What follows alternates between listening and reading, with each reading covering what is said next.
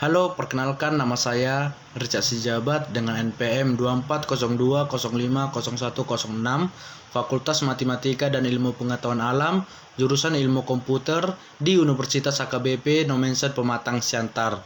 Saya akan menjelaskan tentang sejarah pertumbuhan dan perkembangan bahasa Indonesia itu sendiri.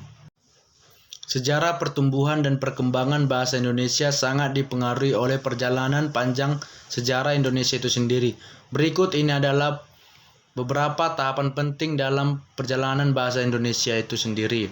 Yang pertama yaitu masa prakolonial. Sebelum kedatangan bangsa Eropa, wilayah yang kini dikenal sebagai Indonesia sudah dipenuhi oleh sebagai suku dan bangsa dengan bahasa masing-masing. Namun, bahasa Melayu yang digunakan sebagai lingsus French atau bahasa perantaraan antara berbagai suku, bangsa, dan kebudayaan Nusantara sudah mulai berkembang pada masa ini.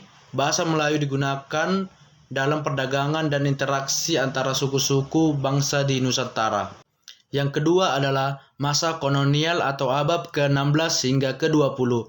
Pada masa penjajahan oleh bangsa Eropa, terutama Belanda, bahasa Melayu semakin berkembang dan menjadi bahasa administrasi di wilayah penjajahan.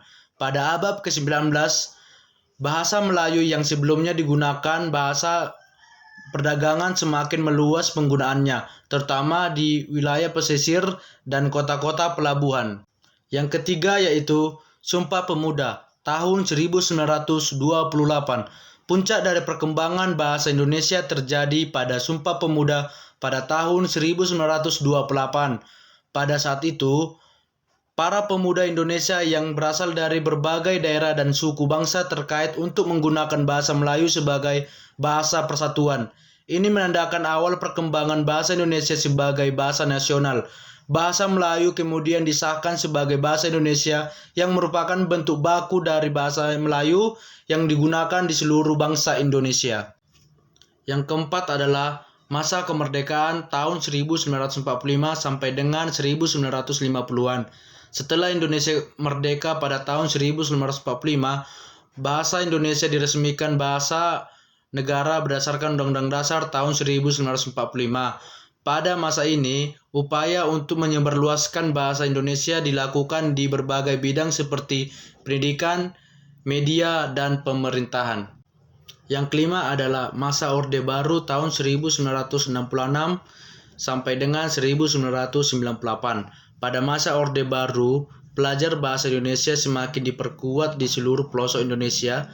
Pendidikan bahasa Indonesia dijadikan wajib di sekolah-sekolah dari tingkat dasar hingga universitas. Selain itu, media massa seperti radio, televisi, dan surat kabar menggunakan bahasa Indonesia secara luas sehingga membantu memperkuat penggunaan bahasa Indonesia ini di kalangan masyarakat. Yang keenam adalah era globalisasi tahun 2000-an hingga sekarang.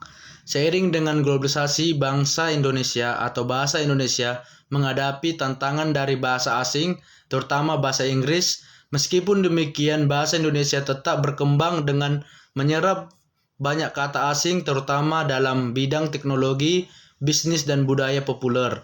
Pemerintahan dan masyarakat terutama berupaya melestarikan dan mengembangkan bahasa Indonesia dengan berbagai kebijakan yang mendukung pemakaian bahasa ini dalam kehidupan sehari-hari.